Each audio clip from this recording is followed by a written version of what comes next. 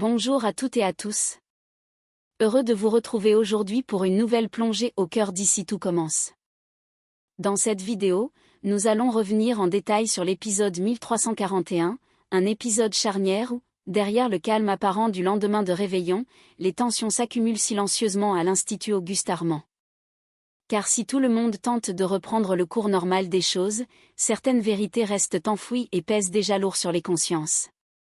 Un incident mal expliqué, un récit qui ne convainc pas totalement, des regards insistants, et surtout un secret partagé qui pourrait bouleverser bien plus qu'une simple relation.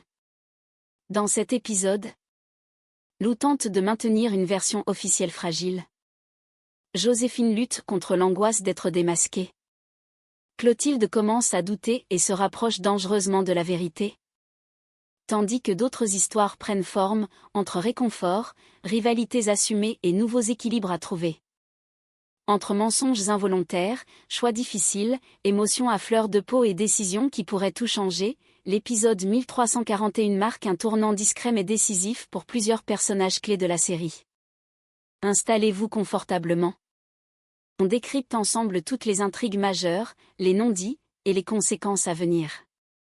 Car à l'Institut, ce qui est tu aujourd'hui finit toujours par refaire surface. C'est parti pour le résumé complet de l'épisode 1341 d'ici tout commence.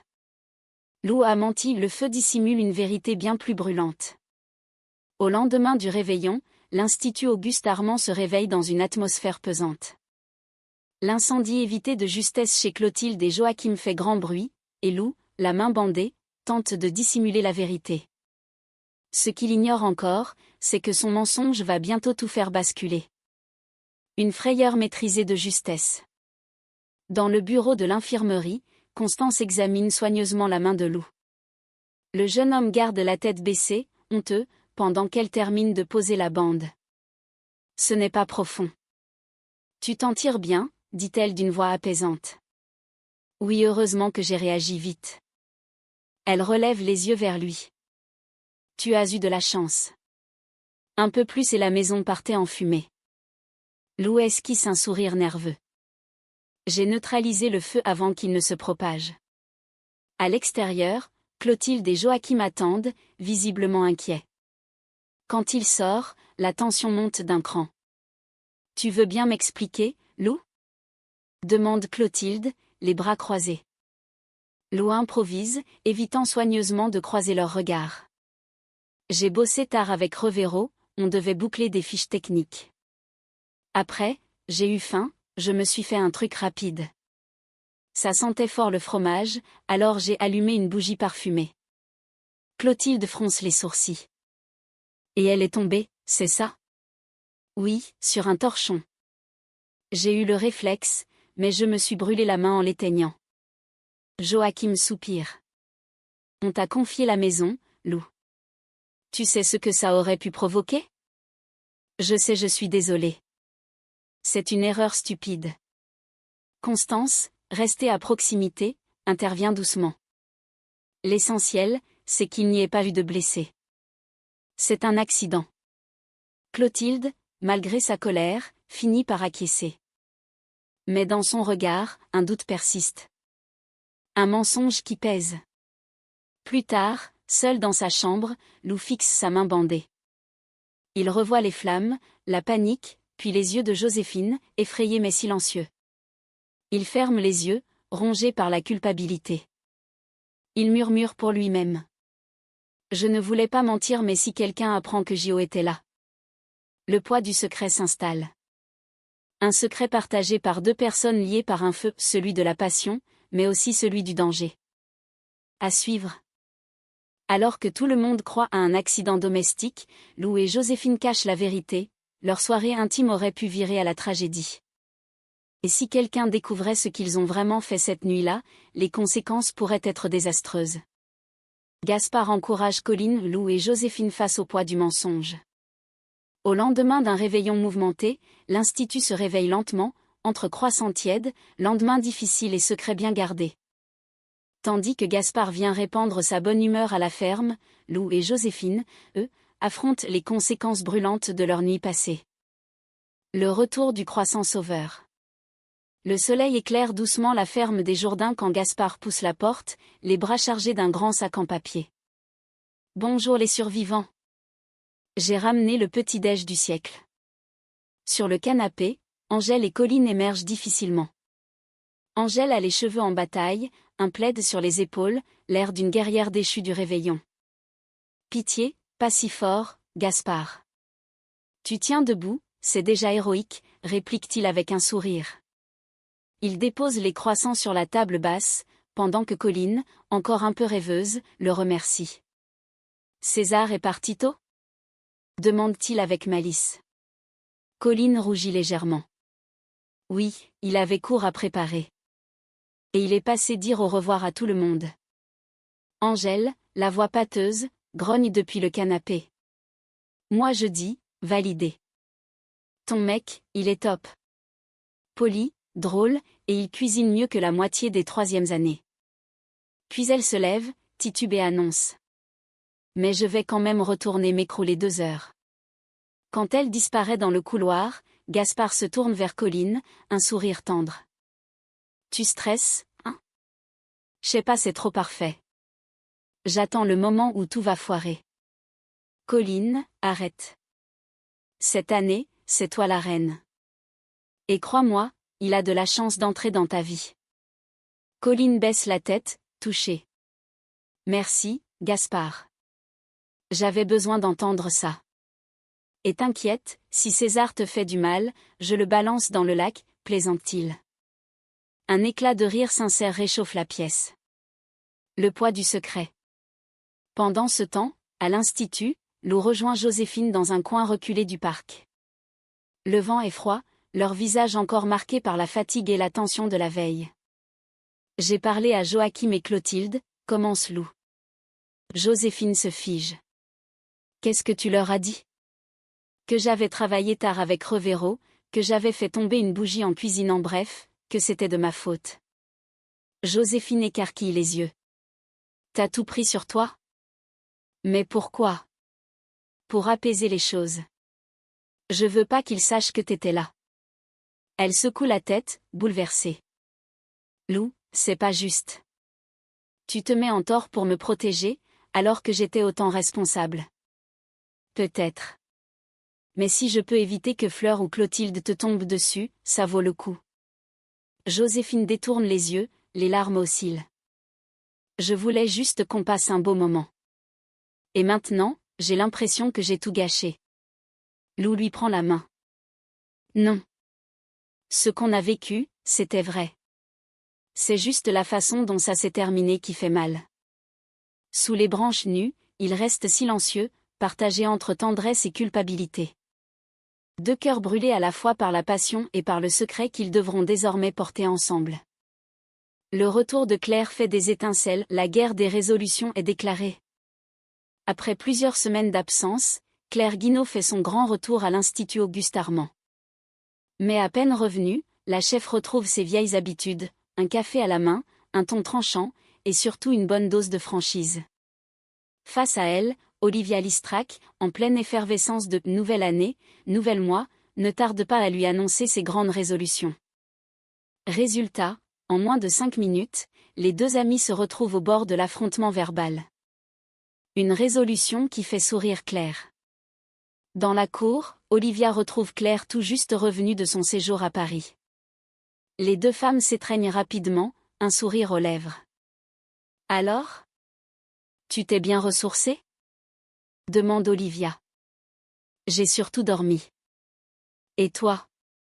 Olivia, l'air fier, déclare. J'ai pris ma grande résolution de l'année, je me mets au running. 3 fois par semaine minimum. Claire éclate de rire. Toi ? Courir ? À part après un dessert raté ?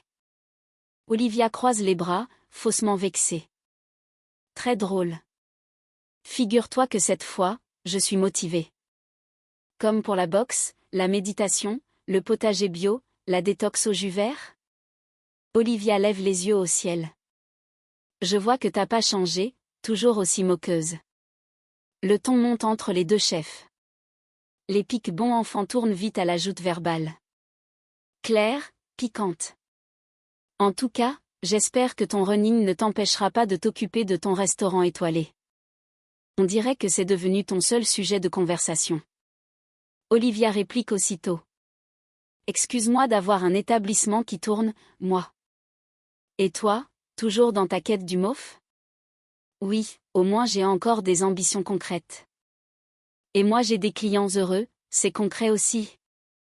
La tension monte d'un cran, les deux femmes se défient du regard. Claire finit par soupirer. Bon, très bien. Toi, cours après tes endorphines, et moi, après ma médaille. On verra laquelle de nous tiendra jusqu'à février. Olivia la fixe, les bras croisés. On parie? Toujours. Mais prépare-toi à perdre encore. Elles se tournent le dos, mais un sourire amusé se dessine sur leur visage. Elles se connaissent trop bien pour rester fâchées même si, entre elles, chaque résolution ressemble toujours à un duel. Clotilde doute de Lou, Solal veut tout changer. À l'Institut Auguste Armand, le calme apparent du début d'année cache des remous sous la surface. Clotilde commence à flairer un mensonge autour de Lou, tandis que Solal, fidèle à lui-même, décide de bousculer les plans établis au risque de tout faire exploser. Clotilde commence à douter.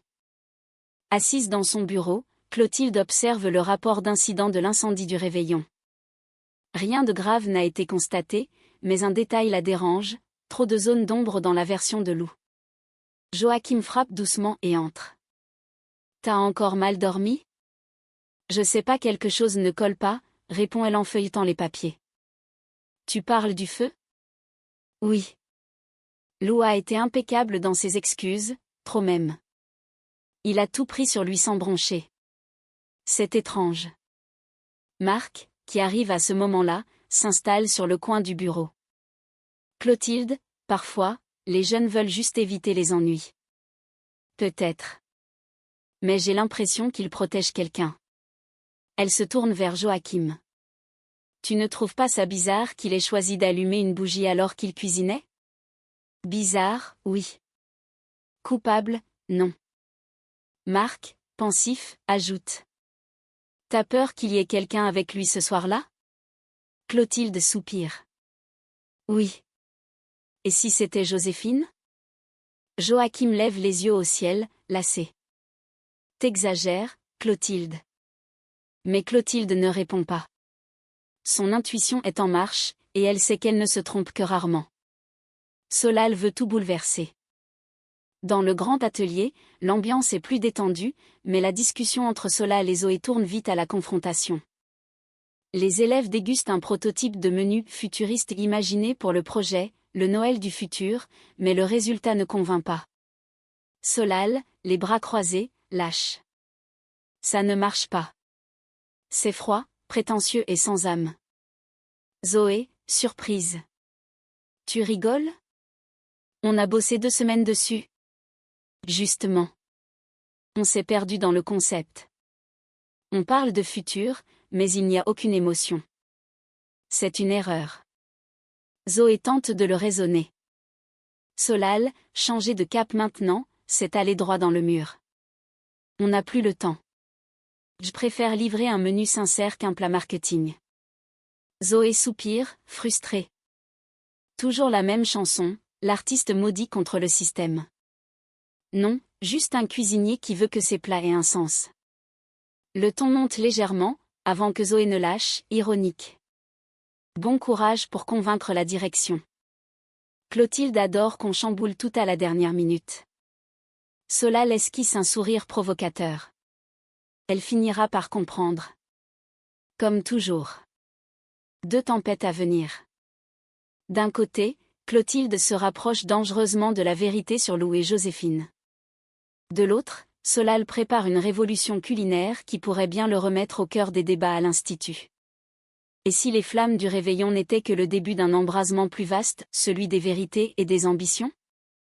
Joséphine paniquée, Anouk découvre la vérité sur Lou. À l'Institut Auguste Armand, les secrets commencent à peser lourd. Entre l'angoisse de Joséphine à l'idée d'être démasquée et la découverte d'Anouk, la tension monte d'un cran. Ce qui n'était qu'une soirée intime tenue secrète devient désormais un véritable terrain miné. Joséphine perd pied. Dans la salle des casiers, Joséphine tourne en rond, le visage crispé. Fleur la rejoint, intriguée. Qu'est-ce que tu cherches depuis tout à l'heure? On dirait que t'as perdu un truc important. Joséphine se retourne brusquement, nerveuse. Mon blouson. Je le trouve plus depuis le réveillon. Et t'es sûre de l'avoir ramené à la coloc? Justement non. Je crois qu'il est resté chez Clotilde. Fleur fronce les sourcils. Attends, chez Clotilde? Pourquoi t'étais là-bas? Joséphine hésite, puis soupire. J'étais avec Lou. On a passé la soirée ensemble. Fleur comprend immédiatement. Oh, J.O. Joséphine poursuit, la voix tremblante. Et dans la poche intérieure de mon blouson, il y a des cachets qui ne m'appartiennent pas. Fleur se fige. Tu parles des 2 substances qui posent problème? Joséphine hoche la tête, paniquée. Oui. Si quelqu'un les trouve, je suis fichue. Clotilde va croire que j'ai retombé dans une situation à risque. Fleur, lucide et protectrice, prend les devants. On va aller les récupérer ensemble. Tu ne vas pas te pointer seule chez Clotilde, t'es beaucoup trop stressée. Joséphine souffle, soulagée. Merci. T'imagines si Joachim tombe dessus avant nous? Mais dans ses yeux, l'inquiétude ne disparaît pas. Le moindre faux pas pourrait raviver de vieux soupçons. Anouk découvre la vérité. Pendant ce temps, Anouk croise Lou dans les couloirs. Elle l'observe un instant, puis l'interpelle doucement. Tu veux qu'on parle 2 minutes? Lou, surpris, s'exécute. Il s'isole dans un coin de la cour. Anouk croise les bras, le ton calme mais assuré. Tu sais, je t'aime bien, alors je vais pas tourner autour du pot. J'ai compris que t'étais pas seule le soir du réveillon. Lou tente un mensonge maladroit. Je vois pas de quoi tu parles. Anouk hausse un sourcil. Si, tu vois très bien. T'étais avec Joséphine. Le silence de Lou confirme tout. Anouk reprend, sans colère mais avec fermeté. J'irai pas le répéter à Clotilde. Je suis pas quelqu'un qui dénonce. Mais fais attention. Les murs ont des oreilles, surtout quand on ment. Lou la regarde, touchée par sa loyauté. Merci, Anouk. Vraiment. Me remercie pas. Juste sois prudent. Parce que si ça se sait, c'est pas moi que t'auras en face. C'est tout l'Institut. 2 secrets, une bombe à retardement. D'un côté, Joséphine et Fleur s'apprêtent à entrer discrètement chez Clotilde pour récupérer le blouson compromettant. De l'autre, Anouk, désormais dans la confidence, tente de protéger Lou tout en espérant que la vérité ne remonte pas à la surface. Mais à l'Institut, aucun secret ne reste longtemps enfoui. Et celui-ci pourrait bien être le plus dangereux de tous. Les blessures d'Anouk, l'amour s'affirme entre Colline et César. Alors que les tensions s'apaisent lentement à l'Institut, 2 histoires se dessinent en parallèle. Celle d'Anouk, qui peine encore à se relever d'un drame passé, et celle de Colline et César, qui trouvent enfin la force d'assumer leurs sentiments. Entre douleur et douceur, c'est une journée marquée par l'émotion et la vérité. Anouk face à son fantôme. Dans la cuisine pédagogique, Anouk reverrouille s'affaire machinalement devant son plan de travail. Les gestes sont précis, mais son regard se perd souvent dans le vide. Lou, remarquant son silence, s'approche doucement. Tout va bien, chef? Elle relève la tête, esquisse un faible sourire. Oui enfin, non. Pas vraiment. Lou reste à côté d'elle, sans insister. Anouk finit par murmurer. Tu sais, ça fait presque 1 an que Jean nous a quittés brutalement. Le jeune homme baisse les yeux, bouleversé. Jean ton second? Oui. Mon binôme, mon ami, mon pilier en cuisine. Je pensais que j'aurais dû voir les signes. Il était fatigué, nerveux mais je croyais que c'était juste le stress. Et puis un jour, il n'est plus revenu. Elle s'interrompt, les yeux humides. Depuis, j'ai beau avancer, j'ai toujours cette impression qu'il manque une partie de ma brigade et de moi. Lou, sincère, pose une main sur son épaule. Vous avez fait ce que vous pouviez. Et je pense qu'il aurait été fier de voir ce que vous faites ici. Un long silence suit. Anouk se ressaisit, essuie discrètement ses larmes, puis lâche dans un souffle. Merci, Lou. Ça fait du bien d'en parler. Colline et César, la déclaration sincère. Un peu plus tard, au détour du parc, Colline retrouve César. L'air frais d'hiver pique les joues, mais entre eux, la tension est palpable. Colline, nerveuse, s'avance la première. César, j'ai besoin de savoir ce qu'on vit, c'est pas juste une parenthèse, hein? César s'approche, plongeant son regard dans le sien. Depuis le début, Colline, je t'ai toujours regardé. Je crois juste que je ne m'en étais pas rendu compte. Elle reste silencieuse, émue. Il poursuit, d'une voix douce mais ferme. Ce qu'on a, c'est tout sauf un malentendu. Ce n'est pas un accident, ni un coup de tête. C'est réel. Et il faut que tu me crois. Colline sourit timidement, les yeux brillants. J'ai peur mais j'ai envie d'y croire. Alors crois-y. Parce que moi, j'y crois. Ils s'approchent lentement, leurs mains se frôlent, avant qu'un geste tendre ne vienne sceller leurs mots. Sous le ciel clair de l'Institut, Colline et César semblent enfin prêts à vivre leur histoire sans peur ni faux semblant. Deux cœurs fragiles, deux chemins opposés. Anouk apprend à guérir, pendant que Colline apprend à aimer. Mais à l'Institut Auguste Armand, les émotions sincères sont rarement sans conséquences. Clotilde découvre la vérité, Joséphine menacée d'exclusion. L'heure de vérité a sonné à l'Institut Auguste Armand. Après plusieurs jours de doutes et de soupçons, Clotilde met enfin la main sur le blouson de Joséphine et avec lui, un élément compromettant qui va tout faire basculer. Entre colère, trahison et inquiétude, l'échange qui s'ensuit est d'une intensité rare, Joséphine est désormais dos au mur. Le blouson et la découverte. Dans son bureau, Clotilde pose le blouson sur la table.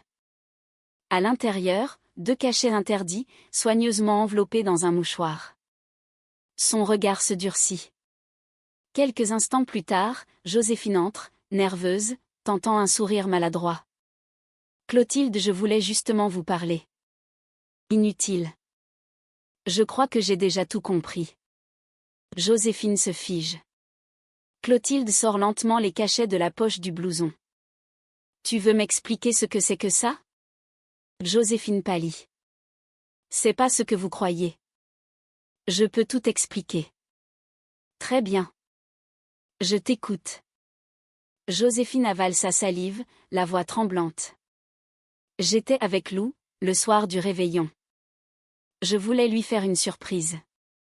J'ai décoré la maison avec des bougies et l'une d'elles est tombée.